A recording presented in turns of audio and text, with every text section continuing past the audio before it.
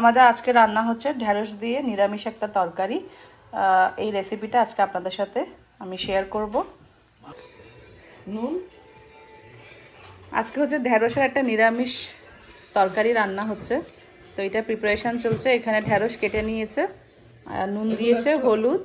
আগে ভাজতে হবে, একটু ভাজা করবে না আগে। একটু শুকনো লঙ্কা গুঁড়ো,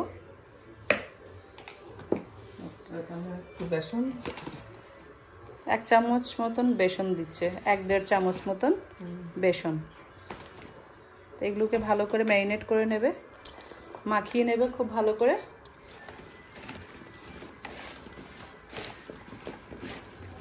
এরপর এগুলো ভাজা করবে।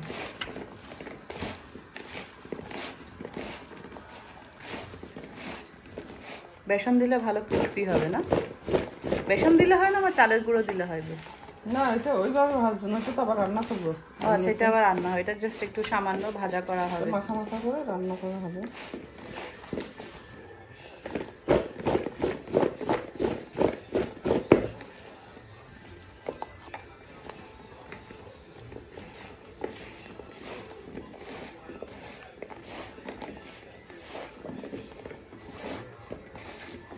খুব ভালো করে মাখিয়ে নিয়েছে।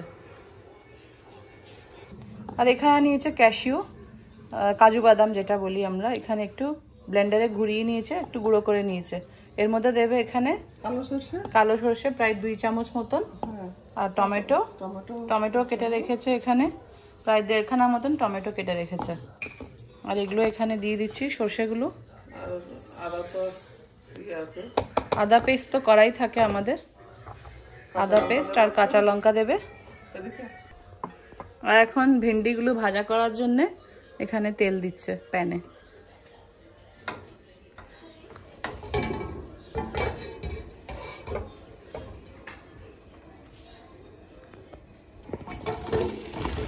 এখন ভেন্ডি সব একসাথে দিয়ে দিয়েছে, এগুলো ভালো করে ভাজা করে নেবে।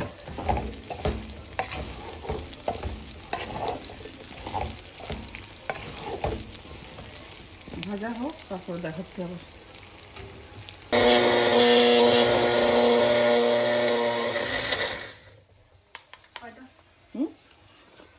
একটু সরষেগুলো একটু ভালো করে ভাজিয়ে নিয়েছে। এখানে কাজু বাদামে সরষে দিয়ে একটু ভালো করে ঘুরিয়ে নিয়েছে। শুকনো ঘুরিয়ে ফেললে ভালো, খুব ভালো ব্লেন্ড হয়। আর একটু দাও, ঝাল নেই তো। এখানে এখন কাঁচা লঙ্কাও দিয়ে দিয়েছে। কাঁচা লঙ্কা, কাজু বাদাম আর সর্ষে একটু সামান্য জল দিয়ে ভালো করে ঘুরিয়ে নিচ্ছে। খুব সুন্দর এখানে ঢেঁড়সটা ভাজা হয়ে গেছে, একদম লাল লাল করে ভাজা হয়ে যাচ্ছে। আর এখানে বড় ব্লেন্ডারে একটু ট্রান্সফার করেছে, কেন এখানে যে টমেটোগুলো কেটে রেখেছিলাম, এই টমেটোগুলো এখানে একসাথে ব্লেন্ড করে নিয়েছে। এটা একদম মাখা মাখা একটা ঢেঁড়সের নিরামিষ রেসিপি করছে মা। আর এখানে প্রায় 1 খানা বড় পেঁয়াজ একদম চপ করে নিচ্ছে, ছোট ছোট করে চপ করে নিচ্ছে।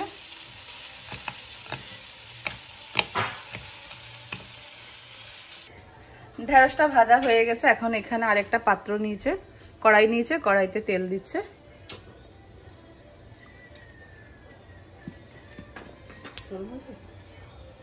তেল প্রায় গরম হয়ে গেছে, এখন কুচানো পেঁয়াজগুলো দিয়ে দিচ্ছে।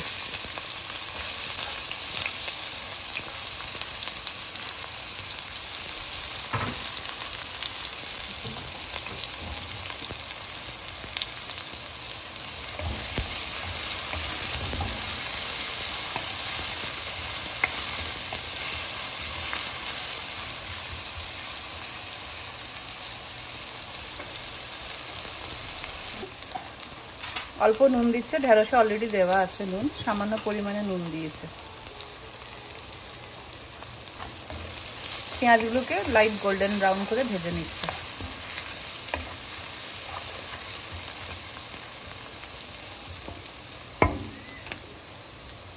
এখন এখানে দিচ্ছে 1 চামচ আদা বাটা।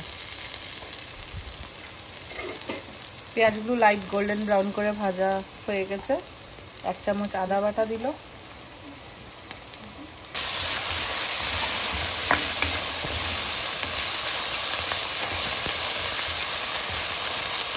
ভালো করে কষিয়ে নিচ্ছে আদাগুলো।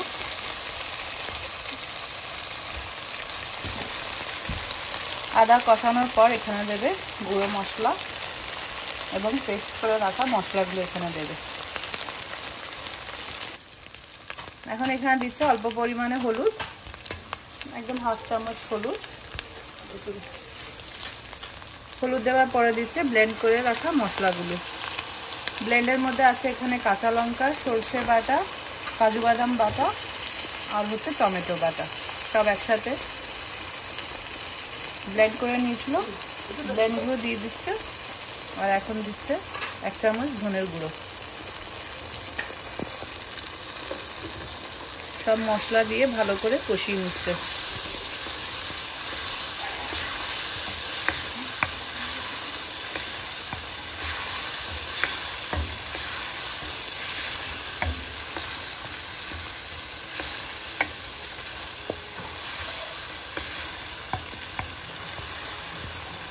সামান্য পরিমাণে জল,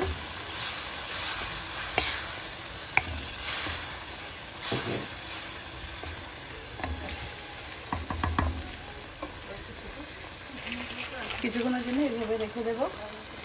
ঢাকনা দিয়ে দিচ্ছি।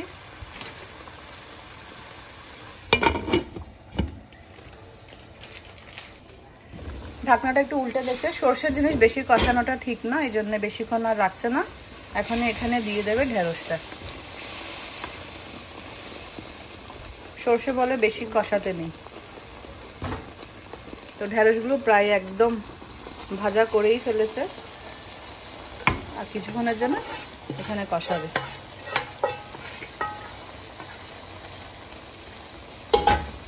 এটা নিরামিষ সবজি, খেতে যা দারুণ হবে না, ভাত দিয়ে মেখে মেখে, সাদা ভাত দিয়ে, প্লেন রাইস দিয়ে মেখে দারুণ হবে খেতে। একদম মাখা মাখা সবজিটা, এই ধরনের সবজি আমার ফেভারিট, বুঝেছো মা? এই ধরনের সবজি আমার ফেভারিট। এগুলো খেলে আর মাছ মাংস লাগে না। দেখতেই এত লোভনীয় হয়েছে, খেতে কেমন হবে।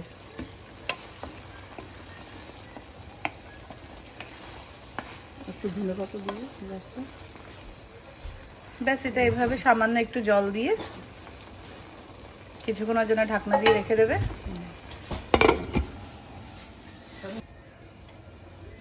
5 মিনিট হয়ে গেছে। এখন ঢাকনাটা তুলে দেখছে কেমন হয়েছে। নুনটা একটু চেক করে নেবে।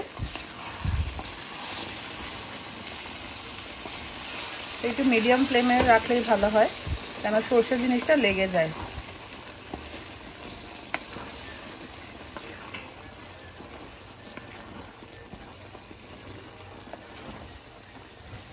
আর এটা অ্যালুমিনিয়ামের কড়াই তো একটু একটু লেগে যাচ্ছে, ননস্টিক হলে লাগতো না।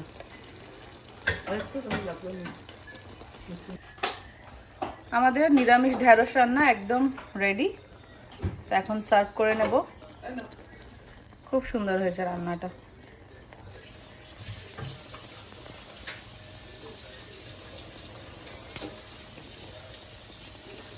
তো ফ্রেন্ডস, এই ছিল আজকে আমার মায়ের হাতের নিরামিষ ঢেঁড়স রান্না। তো কেমন লেগেছে জানাবেন। ভালো থাকবেন, সুস্থ থাকবেন। দেখা হবে একটা নতুন ভিডিওতে। Bye, take care.